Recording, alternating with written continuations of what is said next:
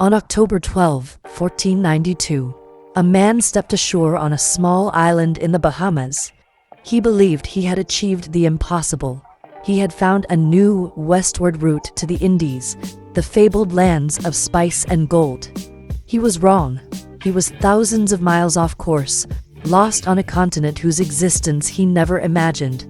This is the story of Christopher Columbus and the greatest, most world-changing mistake in human history. To understand his mistake, we must first understand his world.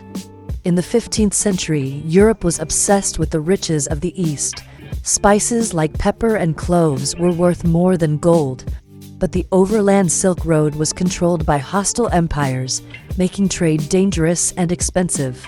The Portuguese had spent decades painstakingly charting a route around Africa, building a monopoly on the sea lanes. But Christopher Columbus, a determined and ambitious mariner from Genoa, had a different, more radical idea: sail west. His code, the mathematical foundation of his plan, was dangerously flawed.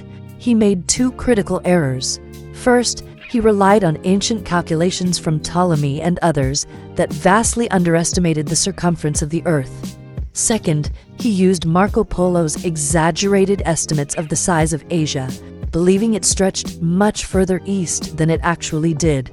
When he combined these two mistakes, his conclusion was simple, elegant, and completely wrong. The distance from Europe to Japan, sailing west, was only a few thousand miles, a manageable voyage of a few weeks. The experts knew better. He pitched his plan to the court of Portugal, and their top navigators and mathematicians, using more accurate calculations, rightly dismissed it as the fantasy of a madman. His math was wrong. But what he lacked in mathematical accuracy, he made up for in sheer, stubborn persistence.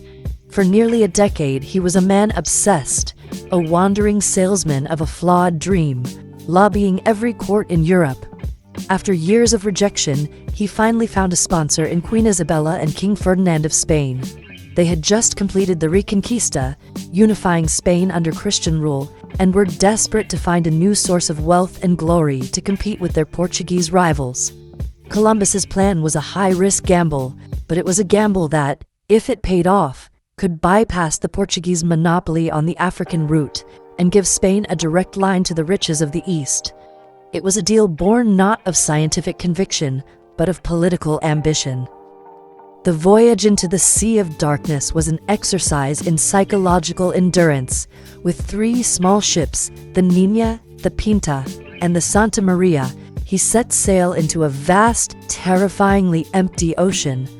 Weeks turned into a month, and there was no sign of land, only endless water. The crew, drawn from the ports of Spain, grew terrified. They were sailing off the edge of the known world and on the verge of mutiny. Columbus's flawed code was failing him, so he created a new one, a code of deception. He kept two separate logbooks. One, for his own records, showed the true, terrifying distance they had traveled. The other, which he showed to the crew, was a fake, deliberately underreporting the mileage to make the journey seem shorter and keep their hope alive. It was a dangerous lie that held the fragile expedition together. Finally, after more than 2 months at sea, a lookout spotted land. The island they found was lush and green, but it was nothing like the descriptions of Sipangu, which is Japan, or Cathay, which is China. There were no golden-roofed palaces or bustling ports. Instead, they were met by the Taino people, who were peaceful and lived in simple villages. Columbus, convinced he was in the Indies, was both relieved and deeply disappointed. This was the source of the name he gave to the native people he encountered, Indians, a historical mistake that has persisted for over 500 years. He had proven his theory that one could reach the East by sailing west, or so he thought, but the fabulous wealth he had promised his queen was nowhere to be found. He sailed from island to island, desperately searching for the signs of Asian civilization, great cities, wealthy khans, and, most importantly, gold. He found none. He found only peaceful, small-scale societies who offered him small gold nose rings and trinkets, a stark contrast to the mountains of treasure he had dreamed of. This colossal failure to find wealth would become the catalyst for the dark chapter of his legacy. His mission now shifted from exploration to exploitation. On his subsequent voyages, desperate to prove the value of his discovery and pay back his investors, he began enslaving the Taino people. He shipped hundreds back to Spain to be sold like cattle, most of whom died during the brutal journey. For those who remained on the islands, he forced them to labor in brutal conditions, searching for gold that barely existed. The explorer's dream was rapidly turning into a conqueror's nightmare for the native population. To justify his mistake, he implemented a brutal tribute system on the island of Hispaniola, demanding that every Taino adult deliver a certain quota of gold dust every 3 months. The penalty for failure was horrific, a cruel and public spectacle designed to enforce obedience through terror. This system, combined with the brutal forced labor and the invisible invaders of European diseases, led to a catastrophic decline in the Taino population. The paradise Columbus had found was quickly being turned into a hell of his own making, all driven by his desperate need to justify his initial, glorious mistake. His governorship of the new colonies became so tyrannical and mismanaged that even his own men turned against him. Stories of his brutality and incompetence reached the Spanish court. He wasn't just cruel to the natives, he was a poor administrator who antagonized the Spanish colonists as well. The monarchy could no longer ignore the chaos. In 1500, a royal commissioner was sent to investigate. The great Admiral of the Ocean Sea, the man who had promised a new route to riches, was arrested for his crimes. In a moment of ultimate humiliation, Christopher Columbus was put in chains and sent back to Spain as a disgraced prisoner, trapped by the horrific consequences of his own great mistake. Until the day he died, Columbus stubbornly refused to accept the truth. Even after his return to Spain in chains, he was eventually pardoned, but stripped of his governorship. He made one final voyage, still searching for a passage to the Asian mainland. He went to his grave in 1506, still believing, or at least claiming to believe, that he had found the outskirts of Asia. He never knew that he had stumbled upon 2 entire continents, a new world that would be named after another explorer, Amerigo Vespucci, who correctly identified it as a separate landmass. And so, in his own eyes, he died a failure.